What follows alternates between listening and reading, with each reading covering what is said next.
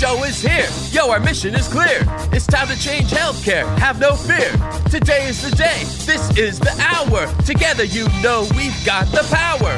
Drop the silos. We're all the same team. Experience, business, tech, and marketing. How can anyone be satisfied with the way things have always been? Yeah, we've tried. So join us now. Join the revolution. Consumer first health is the evolution. Status quo, more like status no. Yeah, this is the healthcare rap. Yo, come on, let's go. New choices, new platforms, new care models. In the healthcare of tomorrow, consumers win. But who will design it? What will it look like? And how long will it take? We're here to answer those questions with some provocative thinking about how to create the healthcare that people actually want. Ready to roll up your sleeves, look at the world a little differently, and explore the frontiers of consumer health together? Join us. This is the Healthcare Wrap. Welcome back. I'm Jared Johnson from Shift Forward Health, and here's what's going to go down today. We have the flavor of the week about Uber's new healthcare offerings. What do you need to know about their new pickup services, and how do we make more room for everyone who's contributing to a healthier America? I'll talk about that. Then Matt Dixon returns to share 7 mistakes to avoid when leveraging AI in your customer journey. Matt shares keys to operationalizing AI in consumer-facing healthcare encounters and how to avoid the pitfalls along the way. There's a lot to talk about, so it's time to dive right in. Are you ready? Let's go.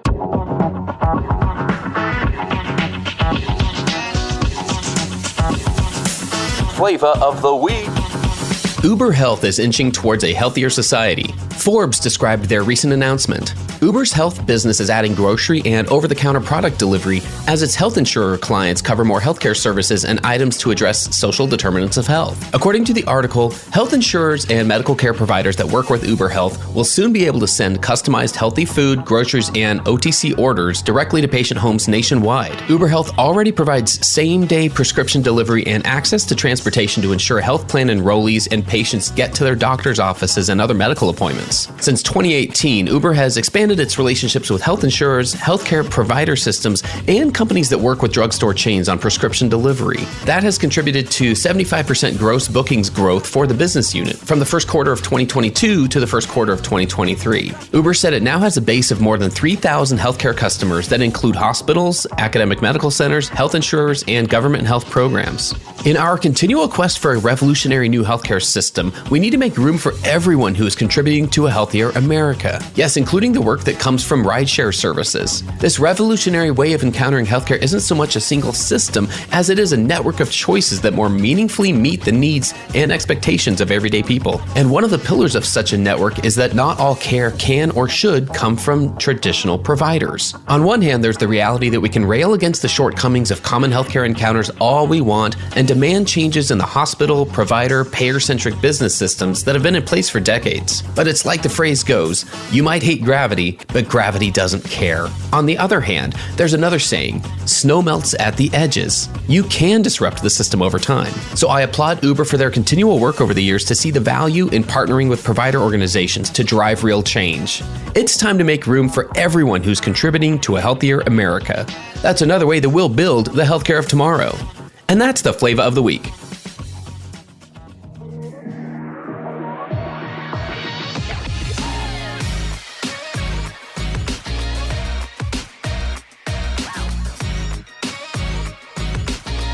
The flow.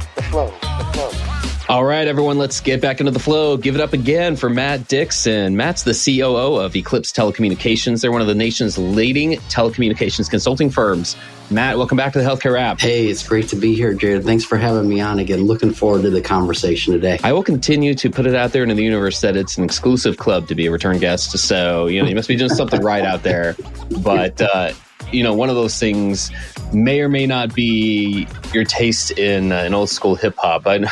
It's one of those funny things that's like, it just comes up sometimes when we see each other in person and it's like, hey, you remember this and this? And I don't know if conversations with people ever get back to some of those original hip hop artists that you were listening to back in the day.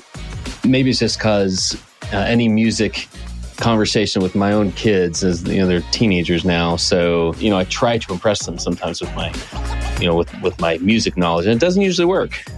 But I'm like, come on, this is the cool stuff. This is what all the cool kids were listening to, and they still. You know what you got to tell them, Jared, and this is how I end any argument with my son who's graduating high school this year, getting ready to go to college. I said, I grew up in the golden era of hip hop. The argument's over. They don't call your era the golden era of hip hop.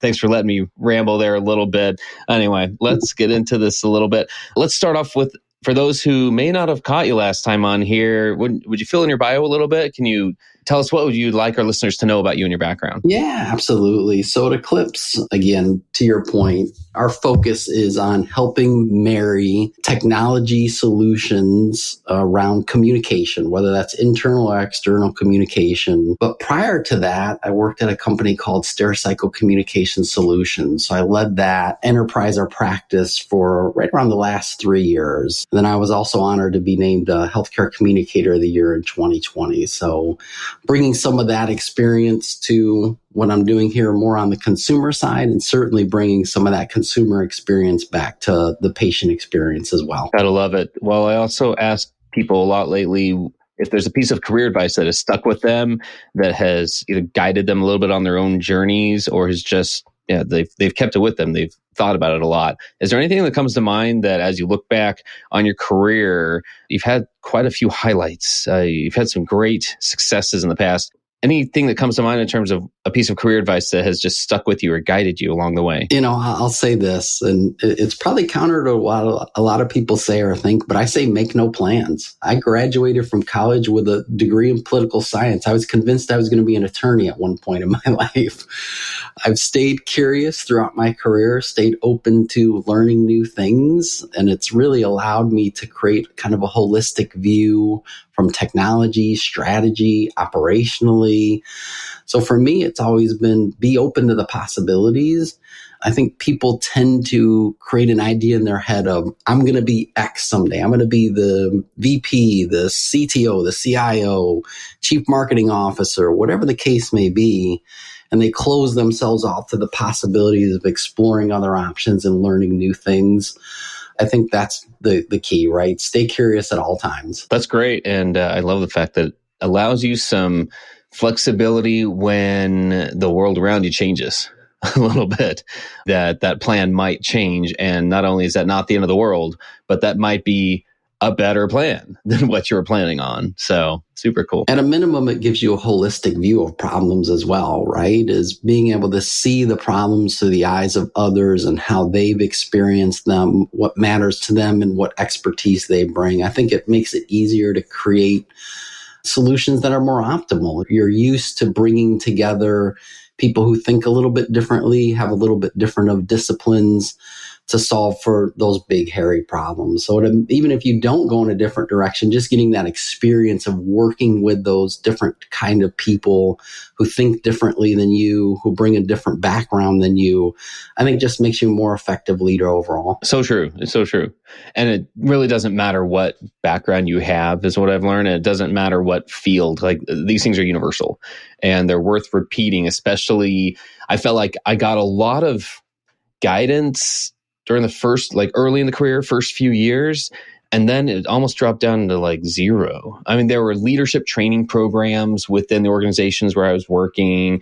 There were some professional development, but there wasn't active guidance. There wasn't a lot of mentoring after you get to a certain point, especially if you were in an innovation role of any kind. If you were kind of helping lead the charge or explore something new or learn something, it was hard to be mentored on that. At least the path that I followed. So it's great to just be reminded of some of these things and realize that not only, I don't know, people think about it in terms of success or failures in the careers too much, instead of, hey, what's that next step and where could it lead me? And is that a place worth going? So anyway, super great advice there. Well, Matt, for our conversation today, we have a few different places we can focus, and they all kind of have to do with where AI fits in your customer journey. And to that point, I know you just recently published an article on Forbes. It's titled 7 Mistakes to Avoid When Leveraging AI in Your Customer Journey. And I think the setup for this is interesting. Maybe it's even worth just providing a little context in terms of a conversation you and I were just having about patient experience versus consumer experience. in healthcare and where that has to lead. Like when you start talking about a customer journey, it starts in this place of understanding what are the ramifications if you're not focusing on this and if you don't understand the patient experience part versus the rest of the parts. Could you provide that context? And then maybe we can go through those 7 mistakes and go through them each one by one. Yeah, absolutely. I think one of the key things that healthcare leaders need to keep in mind as they try to bring some of the lessons from the best of what we're seeing in the consumer space, right? The Amazons of the world. There's one key difference you always have to have I was going to say the back of your mind, but it may be at the forefront. In healthcare, and this I think is the differentiation between patient and consumer experience, in healthcare, there are right and wrong answers. And there's consequences to the wrong answers. So if you look at an Amazon experience, for example, I ordered a pair of pants from them or a pair of shorts from them, let's say. If I pick the wrong size, what's the consequence, right? I have to go to Kohl's to return it, and it's a little bit of inconvenience for me, but there's no real consequence to a bad decision from a consumer experience standpoint for the most part. In healthcare, it's a much different story. If you schedule the wrong type of appointment, maybe your healthcare doesn't cover it. If you miss a diagnostic test that you need or get the wrong kind of diagnostic test, maybe you miss or delay somebody discovering an issue or a problem you're having. So we need to create an experience for patients that, while is frictionless to a large extent, does have the appropriate amount of friction up front to guide them in the right direction and make sure they're making appropriate decisions. So I'd say that's kind of the core difference to me. Gotcha. Well, that makes sense then in terms of some of these things that you highlight in the article. Maybe we can just go through them one by one. This first one is definitely of interest to me, I guess, coming from a marketing background. But the number one mistake you say here is not considering how automation fits with your brand. Tell us about that. Yeah, I mean, to all the marketing folks out there, I don't know if you can smash the like button 10 times. Hopefully you will after you hear this. The reality is marketing needs to be brought to the forefront when AI is implemented. And the primary reason for that is you have a brand, you have a brand voice. Your brand is empathetic, it's authoritative, whatever the case may be, right? However you view your brand, however you want people to interact with your patients. Nobody's thinking about that, though, when they're doing things like bringing in AI around, let's say, chatbots, for example. Even something as simple as conceptually, how is your chatbot going to greet somebody? How does your chatbot react to when it can't answer a question or it's having problems? Is it playful? Is it authoritative? Is it empathetic? Is it motherly? Like, whatever that may be for you, the reality is you have to bake that into that AI experience. And, for the most part, people are not bringing in marketing to let them lend their voice to the process of building out that tool set and really ensuring that their brand is lived not only by the people that work there, but by these digital humans we're unleashing on patients and letting them really drive some of that experience. I'll tell you what, a few years ago, I don't know if I would have been thinking of the tone of voice of a chatbot as, something I'd be looking into or responsible for. And yet that's where we're at. Being able to understand how anything comes across to the user, the consumer. So I'm totally there with you. And I do think we'll hear more about that as we go. Okay, so number 2 is not knowing the locations of the exit rows. Yeah, I mean, if you're going to let your AI fly, it's just like getting on a plane. You better know where the exit rows are. So what do I mean by that? The reality is that we need to be looking at tools and leveraging technology in a way that we're constantly evaluating our chance of success in a transaction consistently throughout the interaction. So all too often what happens is you get put in AI jail and there's no way out, right? You're just keeping going down this rabbit hole. You can tell as a consumer or a patient that you're not getting any closer to an end result. You're going in circles, you're spiraling, you're not getting what you need, you're getting frustrated. You really have to, throughout that interaction, be asking yourself, am I really going to have success here? And if not, it's time for me to raise my hand as the chat bot or whatever you've got kind of guiding that interaction. And that could be voice assistants, whatever the case may be, and say, hey, I'm struggling a little bit here. I'm going to get you to a human, right? I'm going to get you to somebody that can help you. But very few people build that in. Once you're kind of in that AI jail, that AI workflow, you are stuck there until, what do most of us do? We hang up and we either try to reset the whole experience and try again and try to remember what we selected last time, so we select a little bit differently this time. Or we just, I'm ashamed to admit, I've done this more than I should have ever done in my life. You start yelling operator or agent at the phone or typing it into the chat and desperately trying to get a person because you're not getting what you need out of the AI-driven solution. Stay tuned for more provocative thinking after the break. Consumer demands, disruptive technologies, and AI are shaping healthcare for years to come. On the Hello Healthcare podcast, we dive deep on these issues with leaders who are driving change. These stories will inspire you to create and demand a better future in healthcare. Learn more at hellohealthcare.com. And now, back to the show.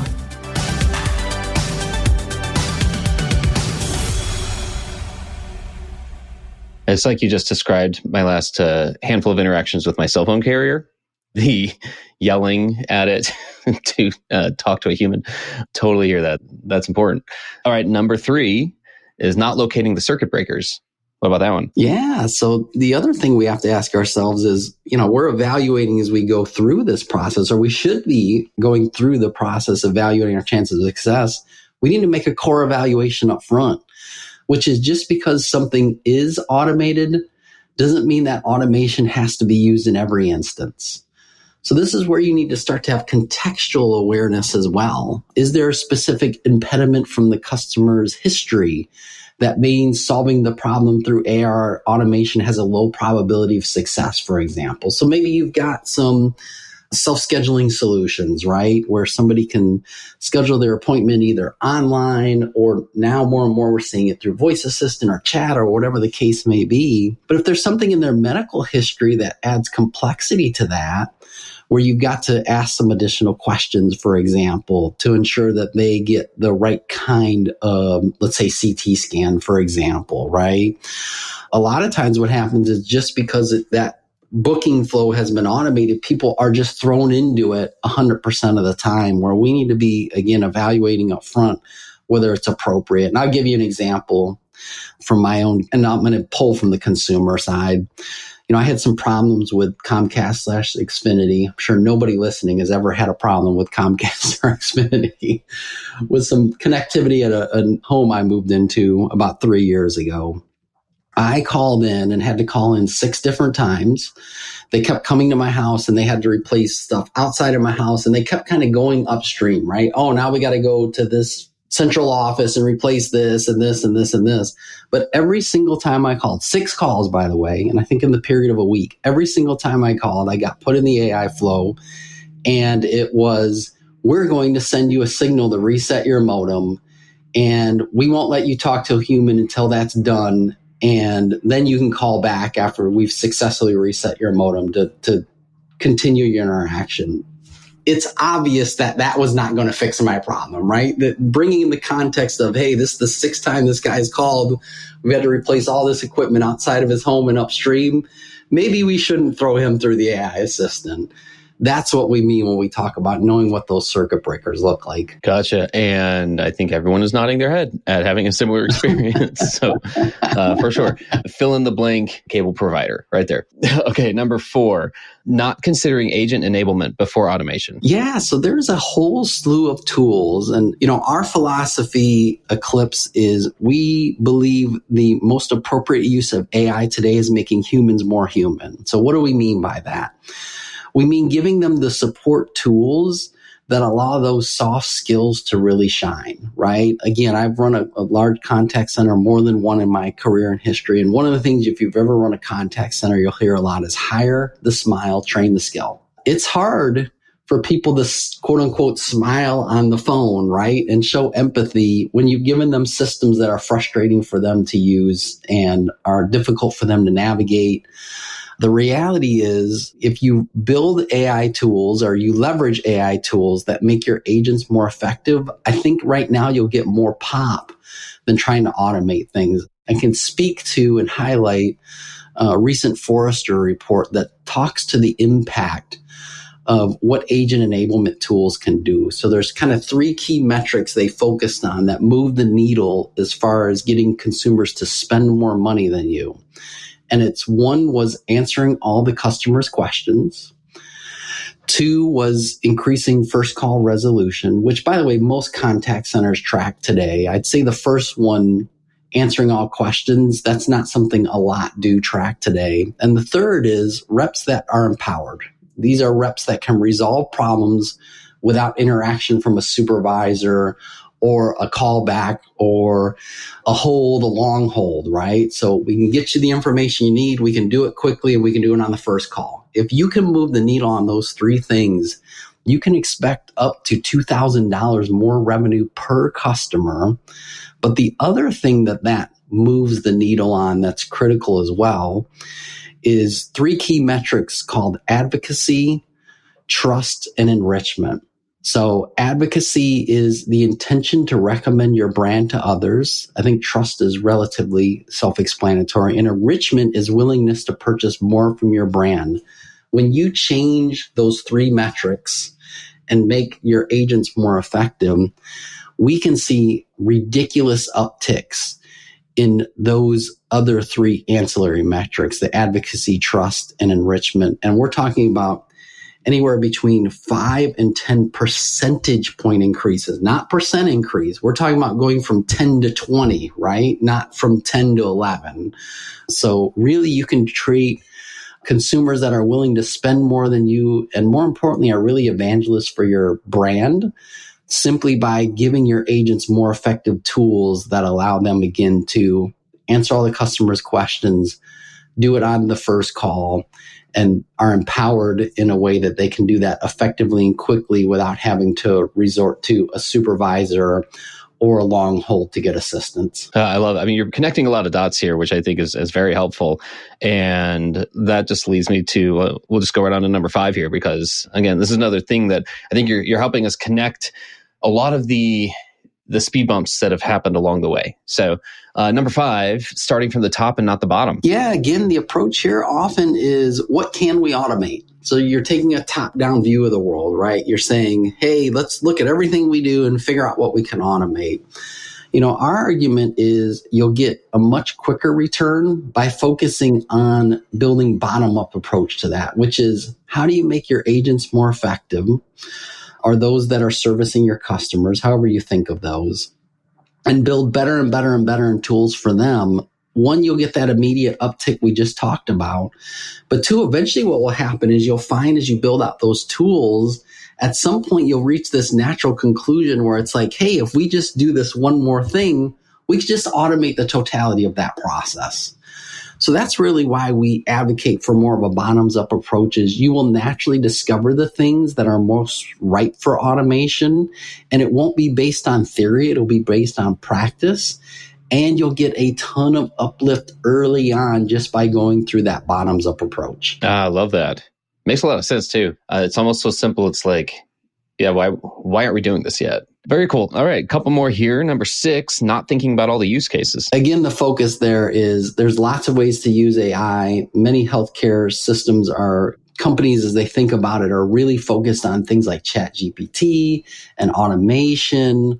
What they're not thinking about, especially in highly complex or compliant industries like healthcare, are other uses for AI that we're really shining a light on. And one of those is the ability to do 100% QA and QM of all your customer interactions, right? So quality assurance and quality management. Historically, at least in the contact center space, you might be doing 3 to 5% of your interactions maybe automated. Today, now we can get to 100% automation looking at each of those, scoring them, and really scoring them for critical things around compliance. And I'm not just talking about HIPAA compliance here either, or, PII or PHI. You can be looking for compliance around things like, hey, when you scheduled that appointment, it was really important that you ask them if they need a lift assistance, for example, right? When you're doing imaging diagnostic. But the machine didn't hear you ask that, right?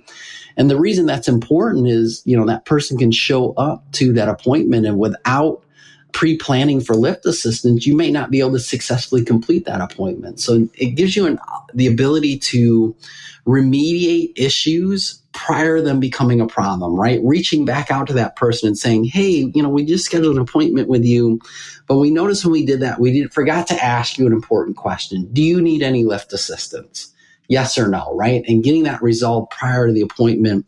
And the reality is that's been out of reach until recently with these AI tools. So protocol compliance as well is another area where you can use AI to really kind of up your game here. It is. I mean, these are all things that I think, especially when you think about them collectively, are going to lead us to a lot better place.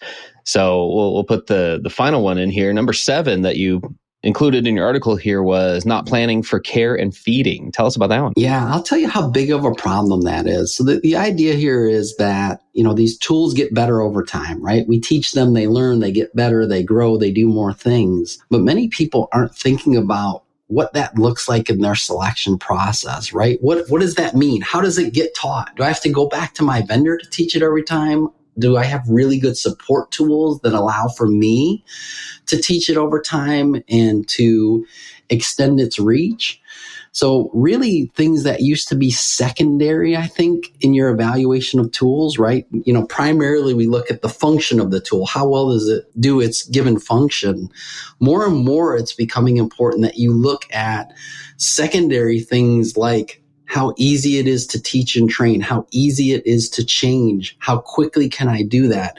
What is the skill set required of the people using those tools to do that? Are really things that you need to bake in much earlier in your evaluation process and plan for. And again, I'll tell you the impact of this. So Contact Center Week went out and did a survey and asked companies that had brought in AI type tools. So Contact Center Week, if you're in the contact center ecosystem, it's a name you know well, right? It's kind of the leading authority out there. And they asked them, hey, when you thought about a purchase that did not work as planned, a technology purchase, which of the following factors most hurt your success? The number one answer was focused on price and didn't consider long-term costs. And long-term costs are going to be much bigger with AI tools than what we've seen historically with, traditional solutions, right? Because you're always trying to teach them, you're always trying to train them, you're always trying to improve them. AI is never set it and forget it. And knowing what those tools look like, knowing what the skill set you need up front, and planning for those is a critical step in the process. Awesome. Well, I'll tell you, you just laid us out a roadmap and a way to get there. I'm sure organizations come into this from different viewpoints. I'll give you a final word here in terms of if there's a common starting point or entry point, if there are any of these steps that tend to make more sense as like a low-hanging fruit, or just again, an entry point, like a place to get started here for organizations that are now seeing the importance of it. You've kind of connected the dots for them. And now they're like, okay, where do we start? Is there some place that just comes to mind out of those steps, or even somewhere different? Yeah, no, certainly I would say, the key here is if you've already purchased these tools or you brought them into your ecosystem, I would say go back and evaluate, have you built in circuit breakers and exit rows, right? So if you've already done this, this is a good time for you to go back and proactively look for challenges or issues in that area. The reality is we are not giving consumers and patients good ways to give us feedback about those things. So once you implement that solution, those become a little hidden. So I would say proactively think about that if you've already put in some of these tools. If you have not put in these tools, really, again, I think the most challenging thing is thinking about where to start. And again, my argument would be start with the idea of we're going to make our people better through the use of these tools. And eventually that will lead us to more automation, right? You can't think of it from a purely cost savings perspective from day one. I think you have to think of it from the perspective of how are we making the patient or consumer experience better? And eventually that will lead us to cost savings. But don't start from a cost saving mentality. We're going to come and automate stuff because that's going to save us some money. I love it. I want to thank you for joining me again. What's the best way for listeners who would like to connect with you or learn more about the work you do? You can certainly find me on LinkedIn. It's Matt and then last name Dickson, Dickson. You can reach me directly, matt@eclipse-telecom.com. And you can also find Eclipse Telecom on LinkedIn. There's a few out there. We're the ones that is headquartered in Chicago. So if you see a few out there on LinkedIn, that's really the easiest way to find us. And again, it is Eclipse-Telecom. Perfect. Well, that's a wrap for this episode. I've had the pleasure of speaking with Matt Dickson from Eclipse Telecommunications. Thanks so much for joining us today. Thank you so much for having me, Jared. Thanks for tuning in. If you like what you heard, please spread the word. Tell your colleagues to tune in for all the awesomeness, then leave a review on Apple, Spotify, or wherever you listen. This show is produced by Shift Forward Health, the channel for changemakers. Subscribe to Shift Forward Health on your favorite podcast app, and you'll be subscribed to our entire library of shows. See our full lineup at shiftforwardhealth.com. One subscription, all the podcasts you need, and it's all for free. And remember, we might have a lot of work to do in healthcare, but we'll get there faster together. Thanks again.